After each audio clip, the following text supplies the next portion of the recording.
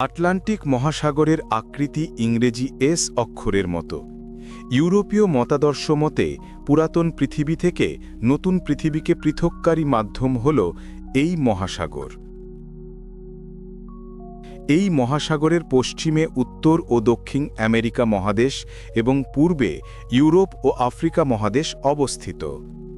মহাসাগরটি উত্তর দক্ষিণে উত্তর মহাসাগর থেকে দক্ষিণ মহাসাগর পর্যন্ত বিস্তৃত। আটলান্টিক মহাসাগর ডেনমার্ক প্রণালী, গ্রিনল্যান্ড সাগর, নরওয়েজিয়ান সাগর ও বারিন্স সাগরের মধ্য দিয়ে আর্কটিক মহাসাগরের সাথে সংযুক্ত হয়েছে। দক্ষিণ আমেরিকার কেপ হর্নের কাছে আটলান্টিক মহাসাগর প্রশান্ত মহাসাগরের সাথে মিলিত হয়েছে এবং আফ্রিকার দক্ষিণে কেপ আগুলহাসের কাছে আটলান্টিক মহাসাগর মিশেছে ভারত মহাসাগরের সাথে। এই মহাসাগরটি আমেরিকাকে ইউরেশিয়া এবং আফ্রিকা থেকে বিভক্ত করেছে। পৃথিবীর প্রায় 5 ভাগের 1 ভাগ এলাকা জুড়ে অবস্থিত আটলান্টিক মহাসাগরের আয়তন 10,64,60,000 বর্গ কিলোমিটার। এর মধ্যে উত্তর আটলান্টিকে 4,14,90,000 বর্গ কিলোমিটার আর দক্ষিণে 4,02,70,000 বর্গ কিলোমিটার। প্রান্তিক সমুদ্র সহ এই মহাসাগরের উপকূলের দৈর্ঘ্য 1,11,866 কিলোমিটার। আটলান্টিকের গড় গভীরতা 3,646 মিটার বা 11,962 ফুট। পুয়ের্তো রিকো ট্রেঞ্চ হচ্ছে এই মহাসাগরের সবচেয়ে গভীরতম এলাকা, যা পরিচিত মিলাওয়াকি দ্বীপ নামে। এর গভীরতা 8,376 মিটার বা 27,480 ফুট। প্রতিধ্বনি প্রযুক্তির সাহায্যে এক ব্রিটিশ নাবিক সর্বপ্রথম এর গভীরতা নির্ণয় করেছিলেন। এই মহাসাগরে বিদ্যমান মোট পানির পরিমাণ 31,04,10,900 ঘন কিলোমিটার। আটলান্টিক মহাসাগর পৃথিবী পৃষ্ঠের মূল জলরাশির প্রায় 29% অঞ্চল জুড়ে বিস্তৃত। বিশ্বের সবচেয়ে বিপজ্জনক জলরাশির তালিকায় দ্বিতীয় স্থানে রয়েছে আটলান্টিকের নাম। এই মহাসাগরের উল্লেখযোগ্য সাগরগুলোর মধ্যে রয়েছে ভূমধ্য সাগর, বাল্টিক সাগর, কৃষ্ণ সাগর, লিবিয়ান সাগর, উত্তর সাগর, নরওয়েজিয়ান সাগর, সেল্টিক সাগর, আইনিয়ান সাগর, ক্যারিবীয় সাগর ইত্যাদি। উপসাগরের মধ্যে আছে মেক্সিকো উপসাগর, ব্যাফিন উপসাগর, গিনি উপসাগর ইত্যাদি। পৃথিবীর অনেক প্রধান প্রধান নদীর জলধারা আটলান্টিকের সাথে মিশেছে। এগুলোর মধ্যে মিসিসিপি, নাইজার, অ্যামাজন, কঙ্গো, রাইন নদী ইত্যাদির পানি এই মহাসাগরে পতিত হয়। দুটি সাগর অথবা দুটি বিশাল জনরাশিকে সংযুক্তকারী সরু জলপথকে বলে প্রণালী।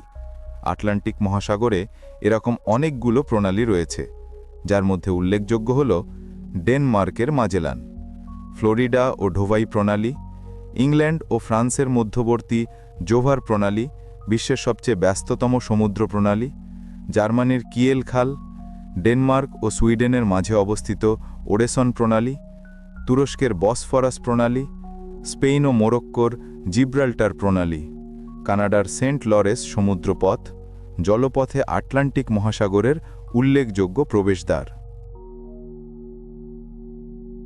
আটলান্টিক মহাসাগরের সবচেয়ে বড় দ্বীপ হল গ্রিনল্যান্ড, যা আয়তনে বাংলাদেশের চেয়ে 15 গুণ বড়।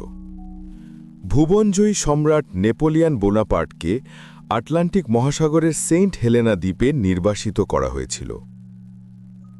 ক্যানারি দ্বীপ, ফারু দ্বীপ, Iceland, Barbados, Bahama, Trinidad and Tobago, Falkland দ্বীপপুঞ্জ ছাড়াও আরও ছোট বড় অসংখ্য দ্বীপ রয়েছে এই মহাসাগরে। সাধারণত ধারণা করা হয় যে আটলান্টিকের পানি অনেক বেশি শীতল, কিন্তু এটি পুরোপুরি ভুল। এই মহাসাগরের পানি বেশ উষ্ণ। সাধারণত পানির তাপমাত্রা নির্ভর করে বেশ কয়েকটি প্রভাবের উপর। প্রথমত, অক্ষাংশ ভেদে এর উষ্ণতার হেরফের হয়, যেমন মার্কিন উপকূলে এর উষ্ণতা প্রশান্ত মহাসাগরের চেয়ে 16 ডিগ্রি ফারেনহাইট বেশি, অর্থাৎ এটি বেশ ভালোই গরম। এরপর রয়েছে মৌসুম ভেদে পরিবর্তন ও সৌরশক্তি এবং জলবায়ু পরিবর্তনজনিত পরিস্থিতি। এ সব কিছুই আটলান্টিকের পানির শীতলতা বা উষ্ণতার তারতম্য ঘটায়। তবে আটলান্টিক মহাসাগরের পানি সময় ও স্থানভেদে বরফেও পরিণত হয়। প্রতি বছর অক্টোবর থেকে জুন পর্যন্ত এই মহাসাগরের ল্যাব্রাডর সাগর, বাল্টিক সাগর এবং ডেনমার্ক প্রণালী বরফে ঢাকা থাকে। মজার ব্যাপার হলো, উত্তর আটলান্টিকের পানির তাপমাত্রা যদি ঘড়ির কাঁটার দিকে ঘোরে, তবে দক্ষিণ আটলান্টিকে জলের স্রোত ঘোরে বিপরীত দিকে। ফলে পানির তাপমাত্রা হিমাঙ্কের নিচে 4 ডিগ্রি থেকে 30 ডিগ্রি সেলসিয়াসের মধ্যে ওঠানামা করে। আটলান্টিকের পানির রং অন্য মহাসাগরের চেয়ে একেবারেই ভিন্ন। অন্যান্য মহাসাগরের পানির রং নীলাভ হলেও আটলান্টিকের পানি দেখতে অনেকটাই সবুজ রঙের। আমেরিকার পূর্ব উপকূলীয় এলাকার পানি দেখতে সবুজ রঙের, আর এর কারণও আছে। এই পানিতে প্রচুর পরিমাণে শ্যাওলা এবং উদ্ভিদের উপস্থিতি রয়েছে। আটলান্টিক মহাসাগরের কিছু কিছু স্থানে সমুদ্রের মৃত উদ্ভিদ থেকে মিশ্রিত এক প্রকার রংযোগ পদার্থের কারণে পানির রং সবুজ দেখা যায়। আবার সূর্যের 7টি রঙের মধ্যে এই মহাসাগরের পানিতে সবুজ রঙের অধিক বিচ্ছুরণও পানির সবুজ বর্ণের কারণ। ভূমধ্য আটলান্টিক মহাসাগরের মিলনস্থলে পানির রং আলাদা আলাদা। তবে পানির রং সবুজ হলেও এটি অনেক বেশি অন্ধকার, কেননা পানির তাপমাত্রা অনেক বেশি শীতল হওয়ার কারণে এটি অনেক নোংরা আর উদ্ভিদে পূর্ণ থাকে। পানিতে থাকা এসব নোংরা আর গাছপালা খুব দ্রুত সূর্যের আলো শোষণ করে, আর এ কারণে একে এত বেশি অন্ধকার দেখায়।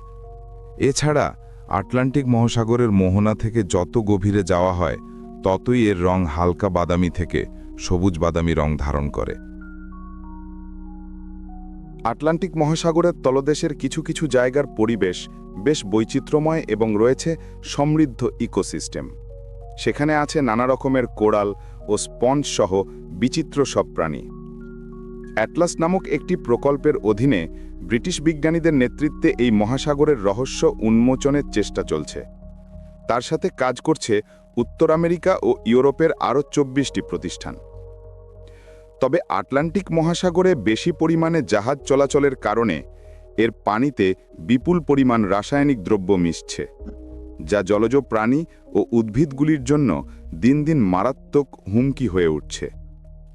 জীববৈচিত্র্যের মতো মৎস্য সম্পদের বিশাল ভাণ্ডার রয়েছে এই মহাসাগরে। মৎস্য সম্পদের প্রাচুর্যতার দিক থেকে এই মহাসাগরের অবস্থান দ্বিতীয়। পৃথিবীর মোট মাছের প্রায় 25% আটলান্টিক মহাসাগর থেকে আসে। সবচেয়ে বেশি মাছ পাওয়া যায় Grand Banks, Scottish shelf, Georges Bank সহ আশপাশের জলরাশি, ফান্ডি উপসাগর এবং উত্তর সাগরের জগার ব্যাংক সহ বেশ কয়েকটি স্থানে। তবে জলবায়ু পরিবর্তন সহ নানা কারণে 1950 সালের পর থেকে মৎস্য ভাণ্ডারগুলোতে উল্লেখযোগ্য পরিবর্তন এসেছে। সারা বিশ্বে 3 ভাগে বিভক্ত এই মৎস্য ভাণ্ডারের 2টি অবস্থানই আটলান্টিকে। বাকি একটি ভাণ্ডারের অবস্থান ভারত ও পশ্চিম প্রশান্ত মহাসাগরে। পৃথিবীর রহস্যপুরী হিসেবে খ্যাত বারমুডা ট্রায়াঙ্গেলের নাম শোনেননি এমন মানুষ খুঁজে পাওয়া দুষ্কর। এটিও আটলান্টিক মহাসাগরের অন্তর্ভুক্ত একটি বিশেষ অঞ্চল। এখান থেকে বেশ কিছু জাহাজ, উড়োজাহাজ রহস্যজনকভাবে নিখোঁজ হওয়ার কথা শোনা যায়। অনেকে মনে করেন ওই সকল অন্তর্ধানের কারণ নিছক দুর্ঘটনা, যার কারণ হতে পারে প্রাকৃতিক দুর্যোগ অথবা চালকের অসাবধানতা। এর বিপরীতে অনেকেই বিশ্বাস করেন এসবের পেছনে দায়ী হল অতি প্রাকৃতিক কোনো শক্তি বা বহির্জাগতিক প্রাণের উপস্থিতি। আটলান্টিক মহাসাগরে চলাচলরত জাহাজগুলোতে জলদস্যুদের আক্রমণের পরিমাণ অনেক বেশি। তাই বর্তমান সময়ে জাহাজগুলোর আন্তর্জাতিক রুটে চলাচল বেশ বিপজ্জনক হয়ে উঠেছে। 2014 সালে গিনি উপসাগরে মোটে 41টি বাণিজ্যিক জাহাজ জলদস্যুদের দ্বারা আক্রান্ত হয়। মূলত সোমালিয়ার জলদস্যুরাই এই মহাসাগরে ভাসমান জাহাজগুলোতে আক্রমণ করে থাকে। শক্তিশালী ঘূর্ণিঝড় সৃষ্টির অন্যতম উৎস হিসেবে পরিচিত আটলান্টিক মহাসাগর প্রত্যেক শীতকালে এখানে ঘন ঘন ঘূর্ণিঝড়ের সৃষ্টি হয়। এদিকে গ্রীষ্ম শরৎকালে উত্তর আটলান্টিকের পশ্চিম অংশে হারিকেনের প্রবণতা অনেক বেশি থাকে। তবে শক্তিশালী বাতাস আর দুর্বল আন্তঃক্রান্তীয় অঞ্চলের কারণে দক্ষিণ আটলান্টিকে ঘূর্ণিঝড় হয় না বললেই চলে। 2019 সালের 2 সেপ্টেম্বর আটলান্টিকের ইতিহাসে দ্বিতীয় সর্বোচ্চ শক্তিশালী সামুদ্রিক ঝড় জরিয়ান আঘাত হানে ক্যারিবীয় দ্বীপরাস্ত বাহামায়। এতে অন্তত 80 জনের মৃত্যু হয়, বহু ঘরবাড়ি লণ্ডভণ্ড হয়ে যায়, আর এতে আর্থিক ক্ষতি হয় প্রায় 3.4 বিলিয়ন মার্কিন ডলার। বিশ্ব বাণিজ্যের ক্ষেত্রে আটলান্টিক মহাসাগর অত্যন্ত গুরুত্বপূর্ণ ভূমিকা পালন করছে। পৃথিবীর পরাশক্তি দেশগুলোর মধ্যখানে এই মহাসাগরটির অবস্থান হওয়ায় বিশ্ব বাণিজ্য সংক্রান্ত নানান কাজে আটলান্টিক মহাসাগরের গুরুত্ব কতটা তা বলার অপেক্ষা রাখে না। পৃথিবীখ্যাত বিভিন্ন নগরীর প্রাণভ্রমরা বলা যায় এই আটলান্টিক মহাসাগরকে। সমুদ্রপথে ইউরোপের সাথে আমেরিকার পণ্য পরিবহনের ক্ষেত্রে আটলান্টিকের বিকল্প নেই। একইভাবে এশিয়া এবং আফ্রিকার সাথে আমেরিকার বাণিজ্যের ক্ষেত্রেও আটলান্টিক অত্যন্ত গুরুত্বপূর্ণ। আন্তঃমহাদেশীয় সমুদ্র বাণিজ্য চালু হবার পর থেকেই পণ্য পরিবহনের ক্ষেত্রে আটলান্টিক মহাসাগরের ব্যবহার দিন দিনই বাড়ছে। পৃথিবীর প্রায় 133টি দেশ সরাসরি এই মহাসাগরের তীরে অবস্থিত, যে কারণে আটলান্টিক মহাসাগরকে কেন্দ্র করে গড়ে উঠেছে বহু বন্দর ও পোতাশ্রয়। এগুলোর মধ্যে উল্লেখযোগ্য হল মিশরের আলেকজান্দ্রিয়া, স্পেনের বার্সেলোনা, ডেনমার্কের কোপেনহেগেন, জার্মানির হামবুর্গ, গ্রেট ব্রিটেনের লন্ডন,